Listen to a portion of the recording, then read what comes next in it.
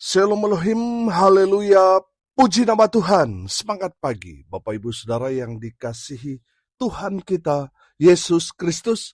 Jumpa lagi bersama saya Pendeta Samuel Mabuntu dalam Renungan Pagi ke 2724 hari. Renungan pagi ini mengudara. Puji Tuhan. Bapak Ibu Saudara yang dikasihi Tuhan, sebelum kita membaca, mendengarkan, dan merenungkan firman Tuhan hari ini, mari kita berdoa, minta pimpinan Roh Kudus. Kita berdoa. Bapa di surga, berbicaralah kepada kami semua. Pakai firman Tuhan ini untuk menegur kami, menasihati kami, meneguhkan iman percaya kami, dan memberkati kami semua. Di dalam nama Tuhan Yesus yang adalah firman Allah yang hidup, kami berdoa. Amin. Haleluya. Bapak Ibu Saudara yang dikasihi Tuhan, bersama dengan saya kita akan belajar Alkitab dari kitab Kejadian sampai kitab Wahyu. Mari buka Alkitab kita. Kolose pasal yang pertama, ayat 3 sampai ayat 14. Di bawah perikop, ucapan syukur dan doa. Demikian firman Tuhan. Kami selalu mengucap syukur kepada Allah, Bapa Tuhan kita Yesus Kristus, setiap kali kami berdoa untuk kamu. Karena kami telah mendengar tentang imanmu dalam Kristus Yesus dan tentang kasihmu terhadap semua orang kudus, oleh karena pengharapan yang disediakan bagi kamu di surga. Tentang pengharapan itu telah lebih dahulu kamu dengar dalam firman kebenaran, yaitu Injil, yang sudah sampai kepada kamu. Injil itu berbuah dan berkembang di seluruh dunia. Demikian juga di antara kamu sejak waktu kamu mendengarnya dan mengenal kasih karunia Allah dengan sebenarnya. Semuanya itu telah kamu ketahui dari Epafras, kawan pelayan yang kami kasihi, yang bagi kamu adalah pelayan Kristus yang setia. Dialah juga yang telah menyatakan kepada kami kasih-Mu dalam roh. Sebab itu, sejak waktu kami mendengarnya, kami tiada berhenti-henti berdoa untuk kamu. Kami meminta supaya kamu menerima segala hikmat dan pengertian yang benar untuk mengetahui kehendak Tuhan dengan sempurna, sehingga hidupmu layak di hadapannya, serta berkenan kepadanya dalam segala hal, dan kamu memberi buah dalam segala pekerjaan yang baik, dan bertumbuh dalam pengetahuan yang benar tentang Allah, dan dikuatkan dengan segala kekuatan oleh kuasa kemuliaannya, untuk menanggung segala sesuatu dengan tekun dan sabar, dan mengucap syukur dengan sukacita kepada Bapa, yang melayakkan kamu untuk mendapat bagian dalam apa yang ditentukan untuk orang-orang kudus di dalam kerajaan terang. Ia telah melepaskan kita dari kuasa kegelapan dan memindahkan kita ke dalam kerajaan anaknya yang kekasih. Di dalam Dia kita memiliki penebusan kita, yaitu pengampunan dosa. Amin. Firman Tuhan, haleluya. Bapak Ibu Saudara yang dikasihi Tuhan, puji Tuhan, kita sudah masuk di surat Rasul Paulus kepada jemaat yang ada di Kolose. Haleluya. Surat Kolose ini ditulis Rasul Paulus kira-kira tahun 60 sampai 62 Masehi. Surat yang ditulis ketika Rasul Paulus berada di dalam penjara Roma. Kolose ini sekarang adalah Turki, ada di Asia Kecil. Bapak Ibu Saudara, adapun alasan Rasul Paulus menulis surat kepada jemaat yang ada di Kolose yang dilayani oleh Epafras, karena Rasul Paulus mendengar bahwa di Kolose mulai masuk ajaran sesat yang berkembang di tengah jemaat. Saudara, tema utama dari surat Kolose ini adalah keutamaan Kristus dan pentingnya orang Kristen untuk mengalami kelahiran baru di tengah-tengah jemaat, di tengah-tengah masyarakat. Saudara yang dikasihi Tuhan, Rasul Paulus dalam kebenaran firman Tuhan ini mau mengucap syukur kepada Tuhan karena apa? Yang pertama, saudara perhatikan ayat 4 di sana dikatakan, karena kami telah mendengar tentang apa? Tentang imanmu dalam Kristus Yesus. Haleluya. Saudara, Rasul Paulus mengucap syukur ketika dia berdoa mengingat jemaat yang ada di Kolose. Rasul Paulus melihat bahwa iman jemaat yang ada di Kolose kuat. Walaupun di tengah-tengah mereka berkembang ajaran-ajaran yang sesat, tetapi iman jemaat yang ada di Kolose itu kuat. Amin. Bapak Ibu Saudara yang dikasihi Tuhan, zaman sekarang apalagi? Perkembangan ajaran sesat sangat luar biasa. Tidak dapat dibendung. Saudara lihat di media sosial, banyak sekali ajaran-ajaran sesat. Memang ajaran sesat ini, saudara, mereka berusaha untuk menyamakan dengan asli. Persis. Hanya orang-orang yang taat pada firman, baca dan mendengarkan kebenaran firman Tuhan setiap hari yang tahu membedakan mana yang asli dan mana yang palsu. Selalu saya analogikan dengan orang yang setiap hari pegang uang asli, lalu ada orang belanja pakai uang palsu. Saudara yang setiap hari pegang uang yang asli, saudara pasti akan tahu membedakan mana uang asli dan mana uang palsu. Demikian juga dengan orang yang selalu baca firman Tuhan, mendengarkan firman Tuhan. Saudara akan mengenali seseorang yang mengajarkan ajaran-ajaran sesat, saudara langsung mengenali. Ini nggak benar, ini sesat. Saudara pasti akan langsung mengidentifikasikan bahwa orang ini mengajarkan ajaran sesat. Kenapa? Karena saudara setiap hari baca dan mendengarkan firman. Tapi kalau saudara malas baca firman, saudara gampang sekali saudara dibelokkan dari kebenaran. Makanya saudara, saya selalu dorong saudara untuk baca firman. Saudara, saya beberapa waktu yang lalu sedih sekali. Saya tanya, ini seorang hamba Tuhan. Saya tanya, apakah kamu baca firman Tuhan setiap hari? Dia bilang kadang-kadang, saudara. 1 minggu hanya 2 kali dia baca firman, itu pun nanti di pelayanan, saudara, nanti dalam ibadah. Ini kan sangat menyedihkan. Kalau kita hamba Tuhan malas baca firman, saudara, apa yang kita mau sampaikan dalam renungan, dalam khotbah-khotbah kita? Apa yang kita mau sampaikan? Kita tidak lain tidak bukan sama seperti dengan ahli-ahli Taurat yang banyak menuntut jemaat untuk melakukan ini dan itu sementara dia tidak melakukannya. Bapak Ibu Saudara, Rasul Paulus melihat bahwa iman jemaat yang ada di Kolose sungguh luar biasa. Iman mereka kuat. Walaupun ada orang-orang yang mau menggoyang iman mereka, tapi iman mereka tetap kuat.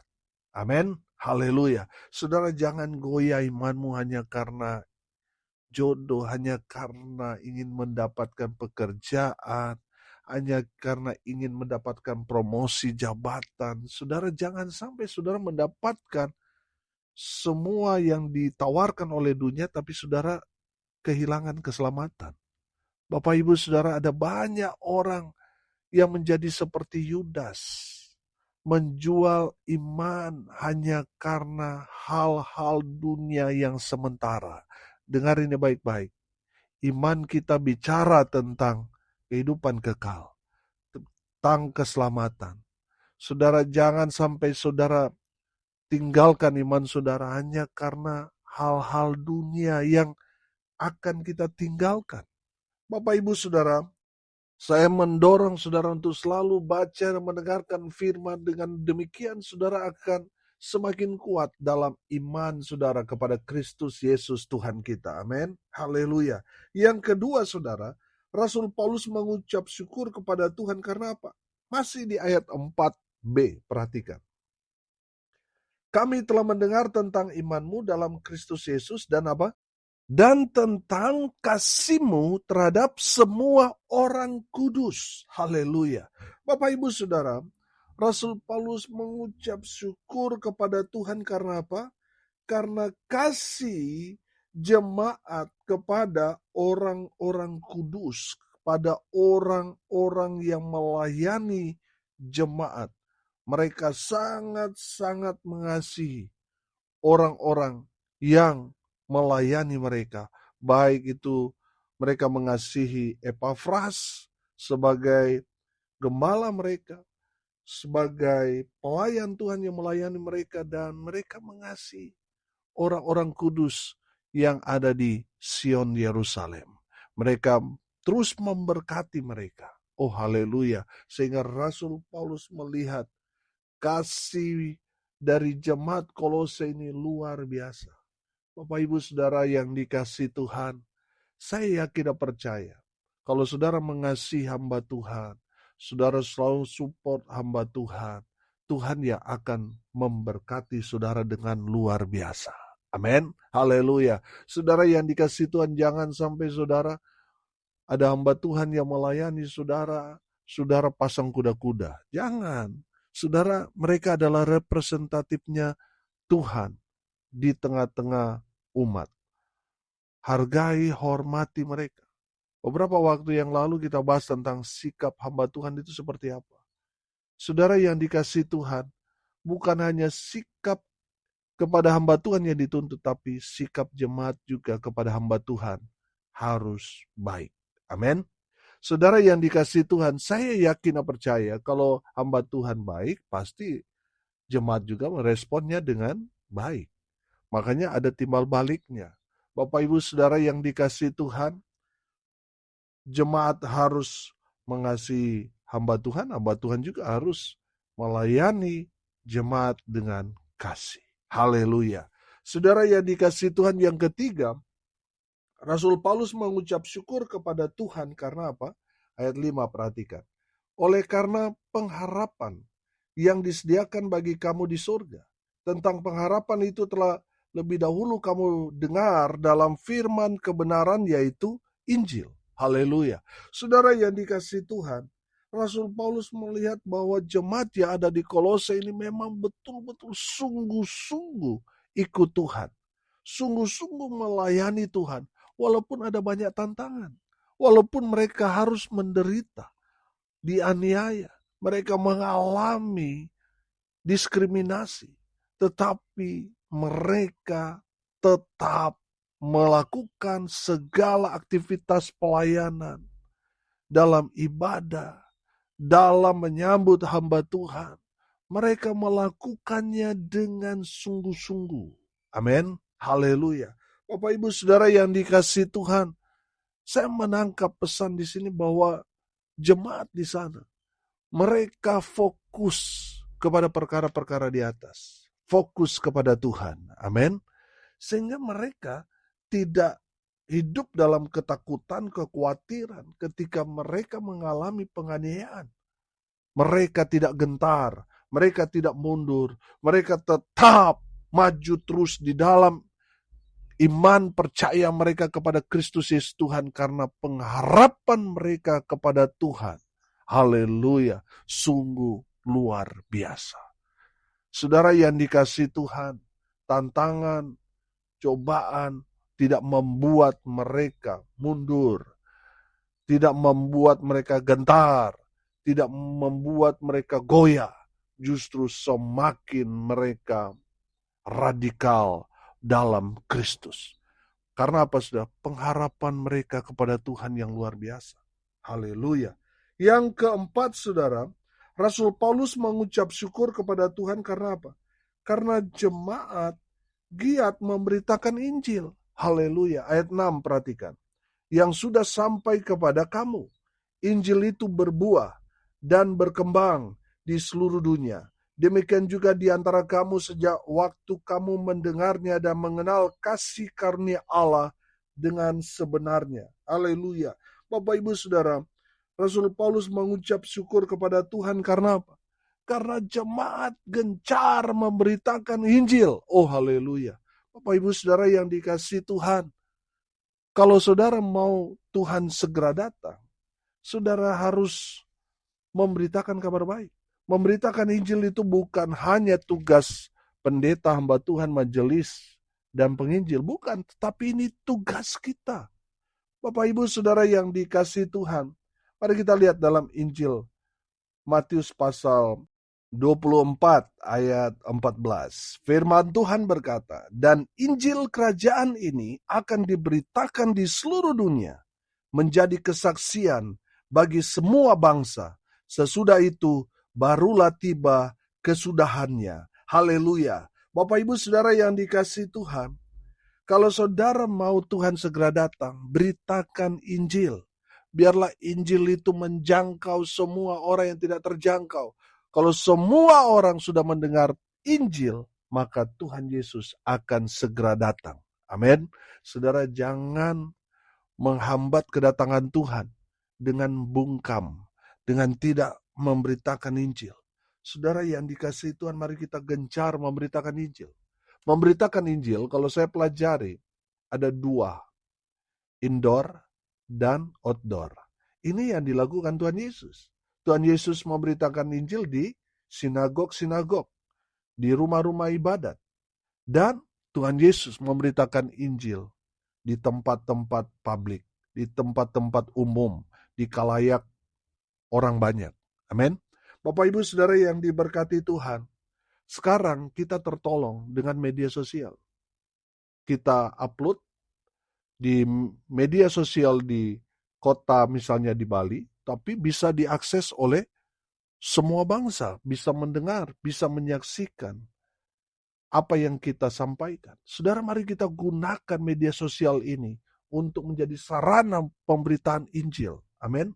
Mari kita menangkan media sosial ini bagi Kristus, sehingga makin banyak orang dapat dijangkau melalui pemberitaan Injil yang kita sampaikan.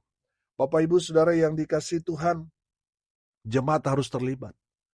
Jangan sampai saudara belum pernah memberitakan Injil. Dan dalam pelayanan kami gencar melakukan ini. Kami dorong dulu dari siapa? Dari pemimpin. Siapa? Dari saya dulu. Memberitakan kabar baik, memberikan contoh. Jangan sampai saya hanya suruh-suruh pergi-pergi, tapi saya sendiri tidak pernah pergi memberitakan Injil. Jadi dari saya terus ke majelis, didorong majelis, saudara, dan ditularkan kepada jemaat. Sudah bayangkan kalau semua memberitakan kabar baik, jiwa-jiwa akan Tuhan terus kirim ke gereja saudara. Saudara akan menuai jiwa-jiwa bagi Kristus. Amin. Haleluya. Saudara yang dikasihi Tuhan, Rasul Paulus melihat jemaat yang ada di Kolose itu, dia mengucap syukur dan dia terus bawa dalam doa. Karena jemaat terlibat dalam pemberitaan Injil ini. Haleluya. Bapak Ibu Saudara yang dikasihi Tuhan, mari kita menangkan jiwa bagi Kristus. Amin. Jangan kita mencuri. Saudara, sudah berjemaat di gereja lain, kita mau ajak dia ke tempat kita. Kita alasan, semua itu adalah milik Tuhan. Bapak Ibu Saudara, yang Tuhan mau adalah saudara cari jiwa sendiri. Beritakan Injil, menangkan jiwa-jiwa. Amin. Bukan ajak-ajak orang yang sudah berjemaat, sudah melayani di gereja lain, sudah mau paksa. Saudara, itu bukan cara Tuhan. Saudara, pekerjaan iblis apa? Salah satu mencuri. Bapak Ibu Saudara, mari kita turun ke lapangan, beritakan kabar baik, beritakan Injil, supaya orang yang mendengarnya, dia boleh percaya, dia boleh diselamatkan. Amin. Saudara, jangan trauma kalau saudara ditolak, saudara, itu mereka menolak keselamatan dari Tuhan. Bagi mereka yang menerima, mereka menerima keselamatan dari Tuhan Yesus. Haleluya. Tugas kita adalah pergi beritakan Injil. Haleluya. Yang terakhir, Rasul Paulus mengucap syukur kepada Tuhan karena apa? Karena jemaat tekun dan sabar. Haleluya. Bapak Ibu Saudara lihat ayat 11. Dan dikuatkan dengan segala kekuatan oleh kuasa kemuliaannya untuk menanggung segala sesuatu dengan tekun dan sabar. Haleluya. Bapak Ibu Saudara yang dikasihi Tuhan, mari kita belajar dari jemaat di Kolose. Yang tekun berarti apa? Konsisten. Dia dari dulu melayani, sekarang sampai dia panggil Tuhan, tetap setia melayani. Amin. Tekun itu sama dengan setia, konsisten.